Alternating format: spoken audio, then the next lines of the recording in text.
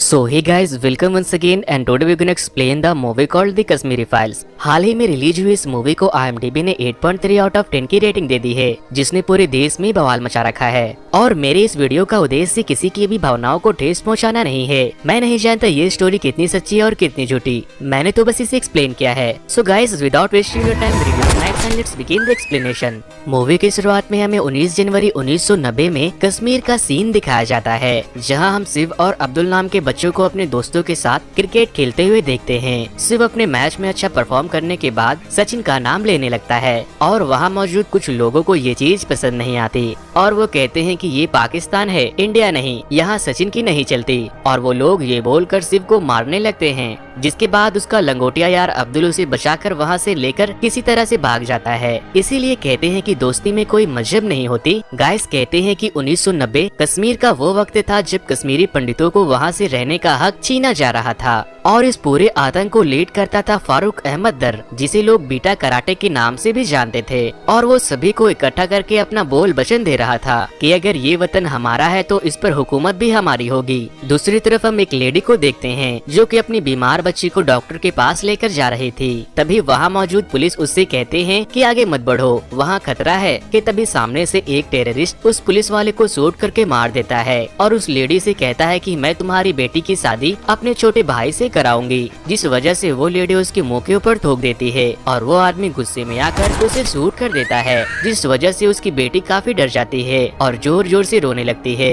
Next scene में हम एक पंडित को देखते हैं जिसका नाम पुष्कर था और वो अपने पोते शिव को ढूंढ रहा था क्योंकि वो अब तक घर नहीं लौटा था। फिर शिव उसे मिल जाता है और वो पंडित यानी कि पुष्कर शिव और अब्दुल को साथ लेकर जा रहे थे। तभी पीछे से एक आर्मी की जीप आती है और कहते हैं कि मेरे साथ चलो क्योंकि माहौल गर्म है, तुम्हें कोई नुकसान न पहुंचा दे। बट अफसोस वो आर्मी की जीप आधे रास्ते में ही ब्लास्ट हो जाती है। दूसरी तरफ हम पुष्कर के घर को देखते हैं जहाँ बीटा कराटे अपने आतंकवादी दोस्तों के साथ पुष्कर के घर में घुस आए थे और वो शिव के फादर को ढूंढ रहे थे, जिस वजह से शिव के फादर एक ड्रम में छिप जाते हैं। लेकिन तभी बीटा कराटे को उसके वहाँ छुपे होने की खबर मिल जाती है और वो उसे उसी ड्रम में गोलियों से भून देते हैं। वहाँ बैठी शिव की माँ जिनका नाम श्रद्धा था, वो ये सब अपनी आंखों से देखकर काफी डर जाती है और तभी वहाँ पर पुष्कर भी आ जाता है, जिस पर बीटा कराटे श्रद्धा को उसके पति के खून से रंगे चावल को खाने के लिए फोर्स करता है और कहता है अगर तुमने इसे खा लिया तो मैं तुम्हें और तुम्हारे बच्चों को जिंदा छोड़ दूंगा। और फिर इसी के साथ कहानी पहुंच जाती है प्रेजेंट के डे में, जहां हम ब्रह्मा दत्ता नाम के एक आदमी को देखते हैं जो कि अभी भी कश्मीर में रह रहा था और यहाँ पर उसे मिलने पुष्कर का छोटा पोता कृष्णा पंडित वहाँ आता है, जो कि अब दिल्ली में रह रहा था। लेकिन वो अपने साथ अपने दादाजी यानी कि पुष्कर की अस्थियों को लेकर आया था क्योंकि अब उनकी डेथ हो चुकी थी। कृष्णा के वहाँ आने पर कुछ और लोग भी वहाँ आ जाते हैं जो कि पुष्कर के भी कभी दोस्त हुआ करते थे और उनके दोस्तों में थे महेश जो कि एक डॉक्टर, हरी जो अपने वक्त में डीजीपी थे और एक दोस्त जो कि एक जर्नलिस्ट था। लेकिन कृष्णा को अपने मॉम डैड की डेथ के बारे में कुछ भी पता नहीं था कि आखिर उनकी डेथ कैसे हुई थी और कब हुई। उस बेचारे को ऐसा लगता था कि उसके मॉम डैड की डेथ एक एक्सीडेंट में हो गई। और फिर इसी के साथ सीन शिफ्ट होती है दिल्ली के JNU यूनिवर्सिटी में, जहाँ कृष्णा ऑडिटोरियम में बैठा प्रोफेसर राधिका के लेक्चर सुन रहा होता है। राधिका यहाँ पर बैठी बहुत सारे स्टूडेंट को भड़का रही थी कि उन्हें कश्मीर को आजादी दिलानी है और कश्मीर को इंडियन गवर्नमेंट से खतरा है। और ये उसी टाइम की बात है जब आर्टिकल 317 को कश्मीर से हटाया गया था, लेकिन बहुत सारे लोग इसके अगेंस्ट थे, including professor Radhika. Professor Radhika को भी ऐसा लगता है कि कश्मीर को इंडिया का पार्ट नहीं होना चाहिए था और वो ये भी बताती है कि 1990 में कोई भी जेनोसाइड नहीं हुआ था और न ही किसी पंडित को मारा गया था। और उसकी बातें सुनते सुनते कृष्णा को भी ये सब सच लगने लगता है, जिसके बाद कृष्णा अपने कॉलेज के प्रेसिडेंट इलेक्शन में खड़ा होता है और इसी चीज का फायदा उठाते हुए राधिका कृष्णा को मैनिपुलेट करके अपने साइड करते जा रही थी। और फिर सीन एक बार फिर से पास्ट की तरफ चेंज होती है और हमें 1918 का सीन दिखाया जाता है, जहाँ पुष्कर ब्रह्मा दत्ता से मिलने जाता है क्योंकि वो एक IAS ऑफिसर था। वो उससे बोलता है कि कश्मीरी पंडितों को प्रोटेक्शन की काफी जरूरत है और खास करके मेरे बेटे को, क्योंकि उसके बेटे को बीटा कराटे ने इंडियन पुलिस के मुखबिर करार दिया है, यानी कि हिंदुस्तानी जासूस। ये सब सुनने के बाद ब्रह्मा दत्ता कहता है कि ठीक है मैं कुछ करता हूँ। फिर ब्रह्मादत्ता और पुष्कर रास्ते में जा रहे थे तो पुष्कर उतरकर सब्जी लेने लग जाता है। तो वो सब्जी वाला पुष्कर को पैसे रिटर्न करते वक्त उसे पाकिस्तानी करेंसी दे देता है, जिस पर पुष्कर को ये बात अच्छी नहीं लगती। तो वो सब्जी वाला कहता है कि जिस कंट्री में रहोगे उसी की करेंसी मिलेगी ना। ये सब देखकर ब्रह्मा को काफी गुस्सा आता है और वो उसे जेल में बंद करवा देता है। जिसके बाद ब्रह्मा वहाँ के सीएम से पंडितों की सेफ्टी के बारे में बात करने जाता है, जिस पर सीएम उसे ही दोषी करार देते हैं और कहते हैं कि तुम यहाँ के आईएएस हो और शांति बनाए रखना तुम्हारा काम है। सीएम उसके बातों को इग्नोर करके आगे बढ़ जाता है और तभी हम देखते हैं कि सीएम बीटा कराटे से कुछ बात कर रहा था। इसका मतलब आप ये समझ ले कि सीएम खुद बीटा कराटे से मिला हुआ है। और फिर इसी के साथ सीन शिफ्ट होती है प्रेजेंट के डे में, जहाँ पर ब्रह्मा की वाइफ कृष्णा को उसके मॉम डैड की तस्वीर दिखा रही थी, क्योंकि कृष्णा ने आज तक उन्हें नहीं देखा था। बिकॉज जब वो लोग कश्मीर से भागे थे तो उनके पास इतना भी वक्त नहीं था कि वो लोग अपने साथ कुछ सामान ले जा पाते। अब यहाँ पर ब्रह्मा जेनोसाइड के बारे में कुछ बोलता है तो कृष्णा उसे बोलता है कि कोई भी जेनोसाइड नहीं हुआ था, ये सब बस एक र्यूमर है। और उस रात 5 लाख कश्मीरी पंडित नहीं बल्कि सिर्फ 2 लाख कश्मीरी पंडित कश्मीर छोड़कर निकले थे और उन्हें मारने वाले भी आर्मी के लोग ही थे। और वो कश्मीर के लोग जो टेररिस्ट बन रहे हैं उनका जिम्मेदार भी हम लोग ही है। अगर आप उनके बच्चों को जीप से बांधकर घसीटोगे और एक की वजह से सभी को टेररिस्ट बुलाओगे तो जाहिर सी बात है कि वो लोग टेररिस्ट ही बन जाएंगे। ब्रह्मा को कृष्णा की ये सब बात सुनकर काफी गुस्सा आ जाता है और फिर वो कृष्णा को फ्लैशबैक में ले जाता है और स्टोरी एक बार फिर पहुंच जाती है उसी रात में, जब बीटा कराटे श्रद्धा को उसके पति के खून से लिपटे चावल खाने को बोल रही थी। श्रद्धा अपने बच्चों को खोना नहीं चाहती थी, इसीलिए वो उस चावल को खा लेती है। जिसके बाद वो टेररिस्ट अपने वादे को पूरा करते हुए उन लोगों को उसी हाल में छोड़कर वहाँ से चला जाता है। जिसके बाद पुष्कर ब्रह्मा को कॉल करके बताता है कि उन जालिमों ने मेरे बेटे की गोली मारकर हत्या कर दी है और वो ये भी कहता है कि जब पूरे इंडिया के साथ भी ऐसा ही होगा तब याद रखना कि तुम भी उन्हीं लोगों में एक होगे जिनकी वजह से ऐसा हो रहा होगा। फिर पुष्कर अपनी बची हुई फैमिली के साथ एक ट्रक में बैठकर वहाँ से दूर जगह चला जाता है और फिर वो लोग कश्मीर से थोड़ा दूर टेंट में रह रहे होते हैं। वहाँ पर उनके जैसे हजारों लोग थे जिन्हें इंडियन आर्मी ने उन टेररिस्ट से बचाकर लाया था। अब जब वो लोग अपने शहर, अपने घर, पैसा सब कुछ छोड़कर भागे थे तो उन लोगों के पास ना ही खाने को खाना था और ना ही पीने को पानी। थोड़ा बहुत खाना आर्मी के लोग अरेंज कर देते थे।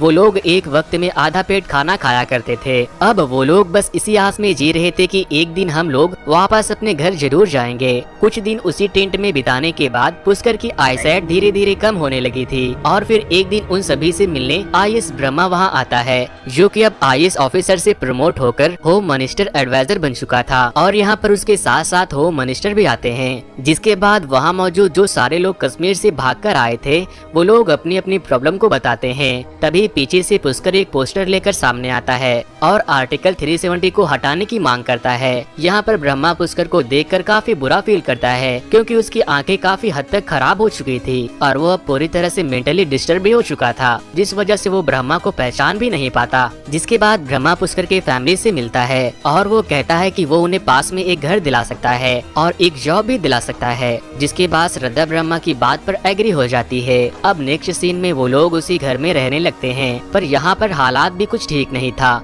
दूसरी तरफ हम बीटा कराटे को देखते हैं, जो खुद एक टेररिस्ट था और फिर भी वो मीडिया तक पहुंच जाता है और वहाँ पर उसका एक इंटरव्यू भी होता है जिसमें बीटा कराटे कहता है कि मैंने सिर्फ 20-25 लोगों को ही मारा है क्योंकि वो लोग आरएसएस के थे और वो खुद को एक फ्रीडम फाइटर बता रहे थे। और इन सब चीजों को टीवी पर देखकर पुष्कर को बहुत बुरा लगता है और कहता है कि ये मीडिया तक पहुंच गया, कुछ दिनों बाद पीएम तक पहुंच जाएगा। मैं इतने सालों से कोशिश कर रहा हूँ पीएम तक पहुंचने की। फिर धीरे धीरे करके पुष्कर अपनी जिंदगी की आखिरी सांस ले रहा था। मरने से पहले वो कृष्णा से ये रिक्वेस्ट करता है कि उसकी अस्थियों को उसके कश्मीर वाले घर में ही फैलाया जाए और यही उसकी आखिरी ख्वाहिश है। अब इसी के साथ स्टोरी फिर से पहुंच जाती है प्रेजेंट के डे में, जहां ब्रह्मा कृष्णा को ये सब बातें बता रहा था। कृष्णा ये सब सुनकर समझ जाता है कि प्रोफेसर राधिका उसे गलत चीज बता रही थी और तो और उसने कृष्णा को ये भी बोला था कि तुम कश्मीर जाने के बाद बीटा कराटे से जरूर मिलना। फिर नेक्स्ट सीन में पुष्कर के सारे दोस्त कृष्णा को पुष्कर के घर में ले जाते हैं, जहाँ पर उनके शिव जी के मंदिर से शिव जी को हटा दिया गया था और वहाँ पर वही झंडा लगा दिया था जो कि 30 साल पहले आतंकवादियों का झंडा हुआ करता था। फिर वो लोग उस झंडे को वहाँ से हटा देते हैं और फिर कृष्णा अपने अपने दादाजी यानी कि पुष्कर की अस्थियों को उसी घर में बिखेर देता है। और अब फाइनली इसी तरह पुष्कर की अंतिम इच्छा पूरी हो जाती है और उसके सोल को शांति मिल जाती है कि वो अपने घर कश्मीर वापस आ चुका है। वहाँ के सारे काम को निपटा कर कृष्णा एक आदमी के साथ बीटा कराटे से मिलने जाता है और वो आदमी कोई और नहीं बल्कि उसके भाई शिव का बचपन का दोस्त अब्दुल था। फिर रास्ते में कृष्णा अब्दुल से सारी बात पूछता है कि आखिर उस वक्त हुआ क्या था। अब्दुल अपने जुबानी सारी बात उसे बताने लगता है और कृष्णा उसकी सारी बात अपने फोन में रिकॉर्ड करता है। अब्दुल उसे बताता है कि मैं और मेरा परिवार कभी भी कश्मीरी पंडितों के अगेंस्ट में नहीं थे, बल्कि शिव तो मेरा बहुत ही अच्छा दोस्त था। और जब तुम्हारा परिवार उस घर को छोड़कर भाग रहा था तो मेरे अब्बू ने उन लोगों की काफी ज्यादा मदद की थी। अब यहाँ पर हम देखते हैं कि कृष्णा बीटा कराटे के पास पहुँच चुका है और बीटा कराटे भी कृष्णा को यही बोलता है कि उसने किसी को भी नहीं मारा था और कश्मीरी पंडित खुद ही ये जगह छोड़कर जा रहे थे और उन्हें मारने वाले आर्मी के लोग थे।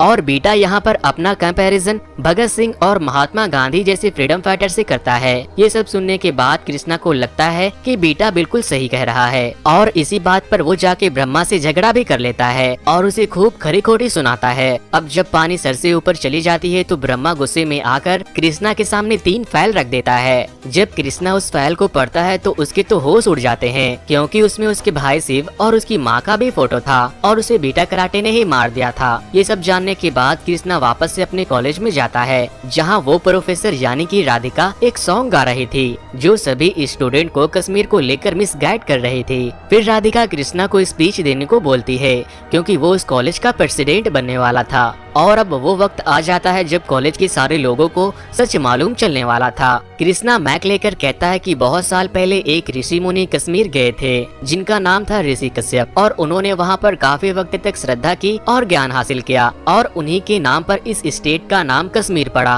और ऐसे ही करते करते बहुत सारे ऋषि मुनि और ज्ञानी लोग कश्मीर गए और वहाँ पर बहुत सारे रिसर्च की और इसी तरह बहुत सारे पंडितों ने मिलकर कश्मीर को बसाया। पर एक दिन वहाँ पर कुछ टेररिस्ट आए जो कि शुरू में तो वहाँ पर पनाह लेने के लिए आए थे और कश्मीरी पंडितों ने उन्हें रहने दे दिया और धीरे धीरे करके उन्हें पता चला कि कश्मीर कितना ज्यादा खास है और फिर उन्होंने वहाँ पर कश्मीरी पंडितों पर ही अटैक करना शुरू कर दिया। उन्होंने कश्मीरी पंडितों को मारा, उनसे जबरदस्ती कलमा पढ़वाया, जबकि इस्लामिक बुक में ये लिखा है कि किसी को भी जबरदस्ती कलमा पढ़वाना या मुसलमान बनाना सख्त मना है। लेकिन उन जालिमों ने सिर्फ पंडितों को ही नहीं मारा, इवन जो मुस्लिम भी उनके खिलाफ आवाज उठाते थे उन्हें भी मार दिया जाता था और उसे इस्लाम का दुश्मन करार दिया जाता था। और इसी तरह उन्होंने धीरे धीरे मेजोरिटी में रहने वाले कश्मीरी पंडितों को वहाँ पर माइनॉरिटी में बदल दिया और बाकी के 5 लाख पंडित वहाँ से भाग गए, जिस वजह से बहुत सारे हिंदू मुसलमानों के बीच की दोस्ती टूट गई। आज तो हमारे पास पूरी पावर है कि हम लोग वहाँ वापस से जाकर रह सकते हैं और कोई हमें ऐसा करने से रोक भी नहीं सकता। बट कश्मीरी पंडितों को उनके ही घर से निकाल कर भगा दिया गया और वो लोग अपने घर जा भी नहीं सकते थे। उसकी पूरी स्पीच में लोगों ने उसे कई बार रोकने की कोशिश भी की, पर अब कृष्णा का सच समझ में आ गया था और वो इसीलिए बिना रुके बोलता गया। कृष्णा ये भी कहता है कि हमारे नेता लोगों को सिर्फ मसाला चाहिए, उन्हें बस इंडिया पाकिस्तान करने वाला चाहिए, लेकिन कोई भी भुखमरी की बात नहीं करता, कोई किसी कमजोर पे हो रहे जुल्म की बात नहीं करता। और हमारे भोले भाले हिंदू मुसलमान भाई उनके बातों में आकर आपस में लड़ मर जाते हैं। जिसके बाद कृष्णा रोते हुए अपनी माँ यानी कि श्रद्धा और अपनी भाई शिव की स्टोरी बताता है और फिर इसी के साथ कृष्णा की स्पीच फ्लैशबैक में पहुंच जाती है जिस दिन उसकी माँ और भाई को मारा गया था। यहाँ पर हम देखते हैं कि पुष्कर अपने फैमिली के साथ घर में रह रहा होता है और फिर एक दिन बीटा कराटे और उसके लोग यहाँ पर आर्मी के ड्रेस में आ जाते हैं और उस पूरे एरिया पर भी कब्जा कर लेते हैं जिसे IAS ब्रह्मा ने उन लोगों को रहने के लिए दिया था। बीटा वहाँ पर कब्जा करते ही श्रद्धा को मोलेस्ट करना शुरू कर देता है और फिर एक के बाद एक सभी को मौत के घाट उतार देता है और इसी के साथ ये मूवी यहीं पर खत्म हो जाती है। तो दोस्तों, इस वीडियो को खत्म करने से पहले मैं आपको एक जरूरी बात बताना चाहूंगा कि मैं नहीं जानता कि इस मूवी की स्टोरी कितनी सच्ची है और कितनी झूठी। मैंने तो बस इस मूवी की स्टोरी को एक्सप्लेन किया है, बाकी आप खुद समझदार हो। और जो लोग भी मेरे चैनल पर नए आए हैं वो इस वीडियो को लाइक करके मेरे चैनल को जरूर से सब्सक्राइब करें और मुझे कमेंट करके जरूर बताएं कि इस स्टोरी के बारे में आप क्या सोचते हो। फिर मिलता हूँ किसी और मूवी की एक्सप्लेनेशन के साथ। Thank you.